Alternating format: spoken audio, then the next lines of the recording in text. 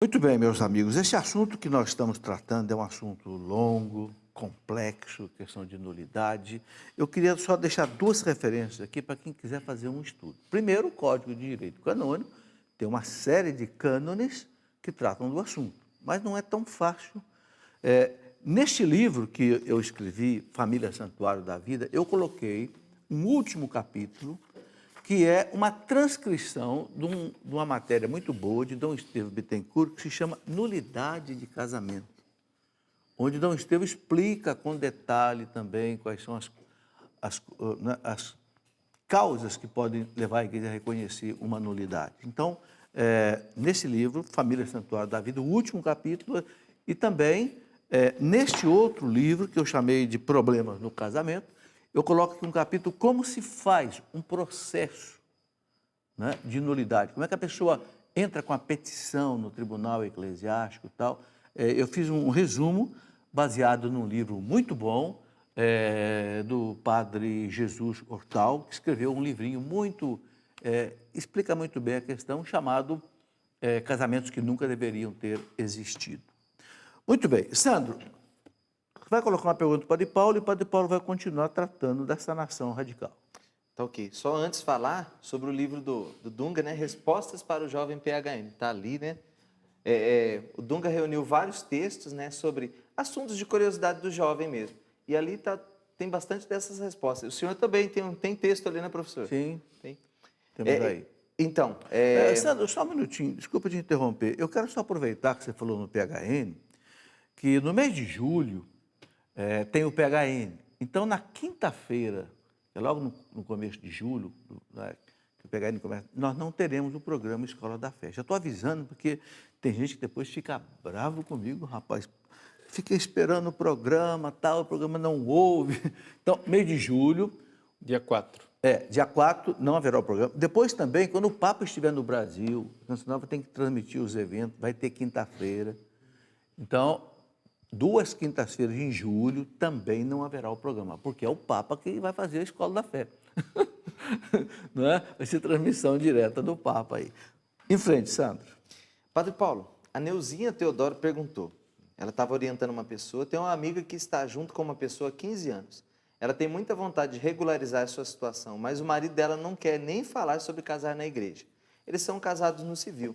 E a Neuzinha escutou falar sobre a sanação radical. Ela queria saber mais e se encaixa nesse caso. Sim, se encaixa perfeitamente nesse caso. Antes do intervalo, nós falamos então de sanação radical. O que é sanação radical? Né? Porque acontece o seguinte, as pessoas têm que entender que existe algo que foi deixado por Jesus. O que é que Jesus fez? Jesus pegou o casamento natural, porque já existia o casamento. Sim. Não é? Antes de Jesus já existia matrimônio. José e Maria se casaram. Jesus pegou o casamento natural e o elevou a sacramento. E assim viveu a igreja durante séculos. De tal forma que as pessoas, para se casar, não precisavam nem sequer ir à igreja. Interessante as pessoas saberem disso. Bastava fazer uma troca de consentimento pública, que todo mundo soubesse, olha, é casamento, vamos casar, estamos nos casando, faz um churrasco, entendeu? Pronto, casou. Isso já era sacramento. Durante séculos foi assim. Só que era uma sociedade onde as pessoas respeitavam o casamento, não é? E depois começou a tradição de que a mulher, porque ela ia ter que passar pelos perigos do parto, etc. e tal, a mulher então ia à igreja para receber uma bênção. Muita gente, às vezes, no ritual do matrimônio, fica se perguntando por que que a bênção matrimonial é dirigida mais à mulher do que ao homem. A razão é histórica. É porque a mulher, né, é quem primeiro buscou a igreja para procurar uma bênção. E aí que se começou toda a ritualística de matrimônio. Mas também isso não era obrigatório, era uma devoção, as pessoas iam lá para receber uma bênção. Às vezes se casavam, né, nesse mês, passava 3 meses casado, ia lá, seu padre, o senhor quer abençoar nosso matrimônio? Né? E abençoava. Só que aconteceu que o Concílio de Trento tinha terminado a Idade Média, aumentou a mobilidade das pessoas, ressurgiu um certo pensamento pagão na sociedade com o Renascimento. O Concílio de Trento começou a ver a bagunça. A bagunça era a seguinte, O sujeito casava numa cidade com uma, noutra cidade com outra, e de repente o sujeito tinha 3, 4 famílias. Bom, vamos pôr ordem nessa bagunça. Então, o decreto do Concílio Tridentino, Concílio de Trento, chamado Tametice, foi quem, então, decidiu que, se o casal católico não se apresentar na frente de um padre que tenha jurisdição, o casamento não vai valer. A igreja usou isso usando o poder das chaves. Vocês sabem que a igreja é assim, ela tem o poder da chave. O que ligar na terra, liga no céu. O que desliga na terra, desliga no céu. Então a igreja, usando o poder da chave, chegou e disse: vamos parar com a bagunça. Se vocês não vierem na frente do padre, para o padre anotar direitinho o matrimônio, não é? E fizer o assentamento do matrimônio e abençoar o casal, não vai ter casamento. Não vale. Então, isso foi a partir Não do vale século... diante da igreja, não vale diante de Deus. E não vale de jeito nenhum, não há casamento. É zero casamento. Católico que não se casa com consentimento da igreja é casamento nenhum. Zero. Ou seja, não há casamento ali. Eles são todos solteiros. Mas eles têm um reconhecimento civil de um consentimento matrimonial. Eles querem se casar, eles fizeram um consentimento matrimonial, foram no cartório, lavraram ali um contrato civil. Então a igreja pega aquele consentimento e, com o poder das chaves, a igreja pode pegar aquele matrimônio civil, que é matrimônio nenhum, só para pegar aquele consentimento e guindá-lo, ou seja, elevá-lo ao nível de matrimônio através de um processo chamado sanação radical. Ou seja, a igreja vai lá na raiz e sana a raiz. Radical por isso, é raiz. Vai na raiz, pega lá o consentimento e sana aquele consentimento. É, no caso, o que resolve o problema dessa senhora que está nos consultando. Ou seja, ela deseja se casar na igreja. O companheiro dela também deseja se casar, aliás, ele até acha que está casado no civil. O que ele não quer é a cerimônia católica. O que ele não quer é que um padre dê uma bênção e aconteça uma cerimônia católica. Ele não está rejeitando o casamento, ele está rejeitando a cerimônia católica.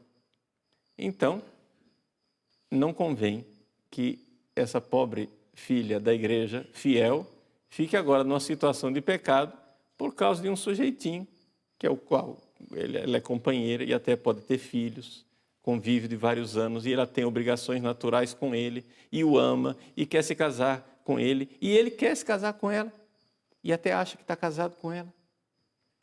A igreja pega esse consentimento e eleva a sacramento. É um poder que os bispos têm. Então, basta procurar o pároco, não é? O pároco irá apresentar o pedido à cúria, não é? E então esse casamento pode ser sanado. Que outros casos seriam de sanação radical? Existe caso, por exemplo, muito comum, quando é uma parte católica e uma parte evangélica, né? Por exemplo, em que o evangélico se recusa a pôr os pés na igreja católica. E os dois se casam no civil e a parte católica fica presa, né? Existem outros casos de sanação radical, como o caso que eu citava antes do intervalo, em que o casamento foi feito na igreja católica, aparentemente tudo certinho, mas o noivo, por exemplo, sabe que ele está fazendo um casamento nulo, ou descobre depois que ele estava fazendo um casamento nulo, porque ele estava negando alguma coisa do casamento, não é? Existem outros casos de sanação radical, por exemplo, quando havia um impedimento, sei lá, os dois eram primos e não sabiam. A gente chama primos irmãos na linguagem popular, né? Na linguagem popular é primo de primeiro grau. Na verdade, na linguagem canônica, eles têm consanguineidade de quarto grau. Mas tudo bem. Vocês entenderam, primo irmão. Um primo irmão precisa de licença da igreja para casar, senão o casamento é nulo, né? Mas os dois não sabiam que eram primos irmãos, porque são duas famílias, a família se separou, um viveu para um lado, outro viveu para o outro, os dois se casaram, depois de 20 anos de casado, 10 filhos, de repente, ele fica sabendo que é primo irmão dela. Ah, e agora? meu casamento não valeu, ela nem sabe. Para não criar escândalo, vai lá, procura secretamente o bispo. Seu bispo, tem um impedimento. Nós não estamos casados. E agora? O bispo vai lá e assina a sanação radical e sem que ninguém fique sabendo, sem ter escândalo nenhum, casamento, pronto, foi resolvido. Se um dia isso vier a público e houver um escândalo, etc e tal, o rapaz pode pegar, não, gente, não preocupa não, o bispo já resolveu o problema aqui, ó, no dia tal foi aqui, e fui resolver. Então, tudo isso é a questão da Mas, sanação Paulo, radical. agora um caso que acontece e muito e está aumentando. Católico casando com protestante, ou querendo casar com protestante. Sim. Toda hora eu recebo, olha, sou católico, mas a minha namorada é evangélica, tal, como é que faz para eu poder casar? Ela não quer casar na igreja. E aí? Como é que o pároco resolve essa parada? Então, veja só, aqui não existe nenhum impedimento quando são dois cristãos. O que existe é uma Batizados. proibição, tá? É diferente. São duas coisas diferentes.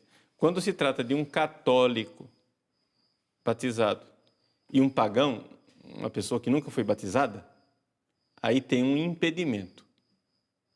Esse impedimento tem que ser dispensado pelo bispo para que o casamento tenha valha. Mesmo no caso da pessoa, um não batizado, o bispo pode dar Pode dar, o consentimento especial. sim. Já no caso de um católico e um evangélico, existe uma proibição.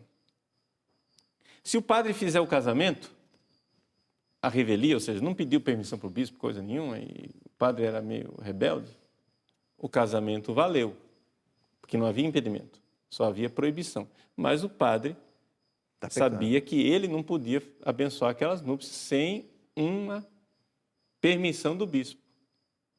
É complicado, né? Então, mas valeu, ok? Agora, o que é que a igreja pede nesses casos, seja num, seja no outro? Seja no caso de um católico com um pagão, seja no caso de um católico com um cristão acatólico, ou seja, um cristão que não é da igreja católica.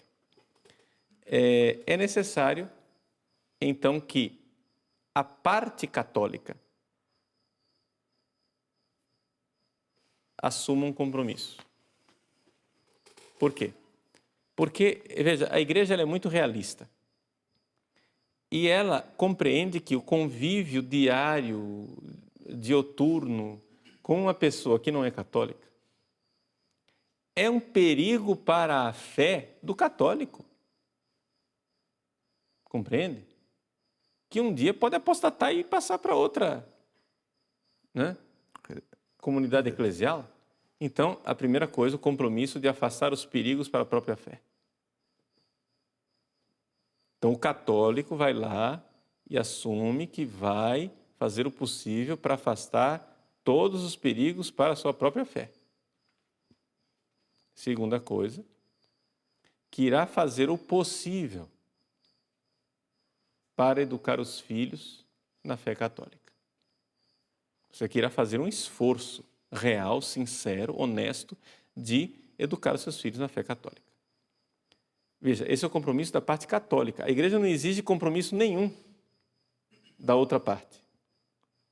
Mas a igreja é honesta e pede que a outra parte seja avisada desse compromisso. Olha, o senhor é protestante? Saiba uma coisa. A sua mulher católica, ela está assumindo aqui o compromisso de que ela vai fazer todo o possível para afastar os perigos da fé dela e que vai procurar educar os filhos na fé católica. O senhor está ciente disso?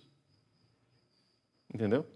A igreja não exige que o protestante jure nada, prometa nada, ele só é avisado. Quem promete é a parte católica. É o católico. Não é? Seja como for, por que é que tem essas proibições, essas coisas? Porque a igreja, na sua sabedoria, quer que as pessoas pensem muito bem antes de escolher um companheiro, uma companheira que seja de outra religião. Por quê? Porque o matrimônio é uma realidade, não é, que a gente chama de consortium totius vitae. É uma união da vida inteira. Então, o que é que há de mais precioso, eu que sou católico, devoto, verdadeiro, etc., O que há de mais precioso? Qual é o núcleo da minha vida? É o meu amor a Deus e a sua Santa Igreja. É aquilo que é de mais importante. Agora, eu vou me casar com uma pessoa para a qual aquilo que eu mais amo, ela não ama. Entendeu o problema? Como é que um casamento desse vai para frente? Isso é muito complicado.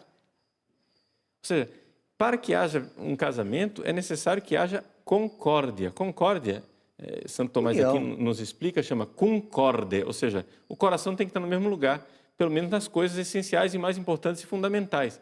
Se você torce para o Corinthians e ela torce para o Palmeiras, não tem problema nenhum, isso daí dá para fazer casamento, tá? Porque isso não é uma coisa essencial e fundamental. Mas o meu amor a Deus e a sua igreja é tão complicado. Como que pode? Né? Vai ser sempre um motivo de tensão para o casal. Então é bom pensar bem antes de fazer esse tipo de casamento. Padre Paulo, é isso que o senhor falou entre casamento católico e protestante, vale também para a pessoa católica que casa com ateu? Sei lá, depois a pessoa se diz ateu já depois de alguns anos de casamento? Então, veja, é evidente que se a pessoa, na época em que se casou, era católico devoto, vamos supor, ou então um católico à toa, né? Católico não fervoroso. E depois, com o passar do tempo, o sujeito vira ateu, vira maçom, materialista, ou marxista, ou sei lá o quê. Bom, o que a gente pode fazer além de lamentar o fato de que essa pobre alma, né, dessa mulher, ela vai ter que agora carregar essa cruz, né? Vai ser a santificação dela para o resto da vida, e é evidente, ela deve também se esforçar para educar os filhos e para evitar todos os perigos para a sua própria fé. Padre Paulo, vamos voltar no seguinte, quais os pontos mais comuns assim que o tribunal reconhece a nulidade nessa questão de falta de consentimento? Então, veja só, hoje em dia, realmente, a maior parte das causas de nulidade, não é, se devem basicamente a duas situações, são as mais frequentes e mais comuns. A primeira delas é a chamada simulação, seja total, seja parcial. Simulação total é quando o sujeito não queria casar. Ele só fez de conta, entendeu? Sei lá, ele queria o golpe do baú, entende? A mulher era rica, casou em comunhão total de bens, entendeu? Aí depois vem o divórcio, aí ele, entende? Quer o dinheiro para si, abandona a mulher e não quer saber de casamento. Bom, esse casamento da igreja era nulo, ele não queria casar, ele só queria o dinheiro dela, né? Então, é uma simulação total. Mas tem a simulação parcial, onde, por exemplo, o sujeito, ou a sujeita, né, no caso, está lá aparentemente consentindo, mas ele está excluindo uma das propriedades do matrimônio, como, por exemplo, a fidelidade, que eu já falei, né? Ele quer ter um amante, ele quer ter o direito de ter amizades coloridas, né? Ou então a indissolubilidade, ele está casando assim, vou casar, mas vou ver se vai dar certo. Não vou casar para sempre não, porque eu não posso garantir. Bom, ele está negando a indissolubilidade. Ou então a pessoa que quer se casar, mas diz, não quero ter filho de jeito nenhum. Pô, se você não quer ter filho de jeito nenhum, você está negando uma propriedade essencial do matrimônio. Então, essa é o primeiro foco, digamos assim, de nulidades. É a simulação, seja total, seja parcial. O segundo centro, que acontece muitas, às vezes até demais, né? Porque inclusive a Santa Sé andou advertindo os tribunais para que não abusassem, né, destas causas, são as causas de natureza psíquica ou de falta de discrição de juízo. Deixa eu explicar. Pode acontecer que a pessoa tenha um distúrbio psíquico grave. Mas atenção, não é qualquer distúrbio psíquico. Porque hoje em dia você vai em qualquer psicólogo e ele descobre algum distúrbio em você. Não se preocupe. Né?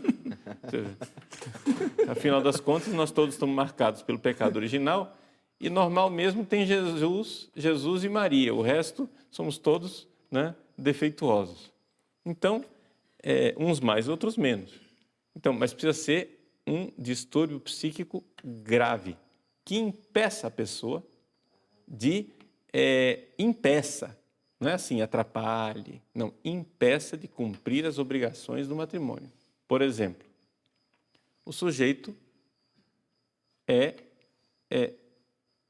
sei lá, compulsivo com relação a sexo.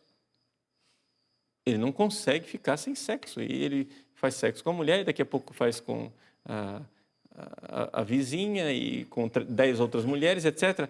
O senhor prometeu fidelidade? Prometi. Prometeu sinceramente? Prometi sinceramente. Só que ele fez uma promessa que ele não dá conta, porque ele tem um distúrbio psíquico que o impede de ser fiel. Entendeu? É um distúrbio psíquico, não é assim, má vontade dele. É como uma pessoa que faz uma promessa. Eu faço uma promessa que eu vou correr a corrida de São Silvestre. Mas se ele é paraplégico, como que ele vai fazer isso daí? Quer dizer, é uma promessa que caiu no vazio. Ele era sincero, ele fez a promessa, mas ele não tem pernas para fazer a corrida. Então, a mesma coisa, ele está prometendo fidelidade, mas ele tem um tal distúrbio psíquico que o impede de ser fiel. Não é? Mas isso aí tem que ser uma coisa grave, não é qualquer probleminha. Então, alguns tribunais, já na época de João Paulo II já muitas vezes chamou a atenção que havia tribunais que estavam exagerando, né? O sujeito tinha alguma... Senão a pessoa pode usar como desculpa para ser adúltero, né? Exato. Ou então, o caso de grave falta de capacidade de julgar, digamos assim. Grave falta de capacidade de julgar não é uma leve imaturidade. É uma pessoa com uma grave imaturidade psíquica. Entendeu? Ele não sabe avaliar as consequências dos atos dele. Alguns tribunais também têm abusado com relação a isso. Basta identificar uma leve imaturidade no casal. Ah, era nula, eles eram imaturos. Não, pera lá. Tem que ser grave, né? A coisa tem que ser... Padre Paulo, aqui, né, nas falhas de consentimento ainda aparece ignorância, erro, condição não cumprida. Dá uma explicada nisso. Veja, ignorância, erro, esses casos são menos comuns. Menos não comum. É? Menos comuns. Erro de pessoa. Não é? Por exemplo, eu estou me casando com uma menina, mas no dia do casamento aparece a irmã gêmea dela. Então, houve um erro. Né? Ou então, erro de qualidade redundante em erro de pessoa. Eu sempre sonhei em casar, a menina sempre sonhou em casar com um médico. Aparece um médico na cidade do interior, começa a clinicar, etc., atendendo no consultório, todo mundo diz que ele é médico. Ela vai e se apaixona por ele, e os dois se casam. Depois, anos depois, ela descobre que ele nunca foi médico. Né? E isso perturba gravemente o consentimento dela, porque ela sempre quis se casar com um médico, e ela errou a pessoa, não era essa pessoa que ela queria casar. Né? Então, assim, houve Padre Paulo, e quando a pessoa leva um susto depois do casamento? Eu orientei um casal uma vez, é verdade que eles casaram sem se conhecer. Eram dois jovens da universidade, casaram com 4, 5 meses de namoro, e o rapaz disse para mim, professor, ela era um anjo, virou uma cobra depois de casado. E ela disse para mim, ele era um anjo, virou um animal. Quer dizer, eles não se conheciam, vieram se conhecer depois de casado. Sim. Eu acho que houve muita tapeação, muita esconde-esconde no namoro, e quando foram morar junto, que né, a realidade de cada um apareceu para o outro, o choque foi imenso. Um caso desse é caso de nulidade? É possível se analisar a possibilidade, mas não é tão líquido e certo assim. Pode haver indício, mas não certeza. É melhor, assim, quando você suspeita de uma coisa, entre com a causa de nulidade e é o tribunal que vai julgar. Nós estamos aqui eu estou colocando para vocês os casos claros, entendeu? Porque é mais fácil de vocês entenderem. No tribunal, os casos nem sempre são tão claros assim. Entende? Ou seja, é muito claro, é claro para todo mundo que eu sou careca e o professor Felipe Aquino é cabeludo. Entendeu? Agora, se alguém senta aqui com uma pinça e vai tirando cabelo por cabelo do professor Felipe Aquino,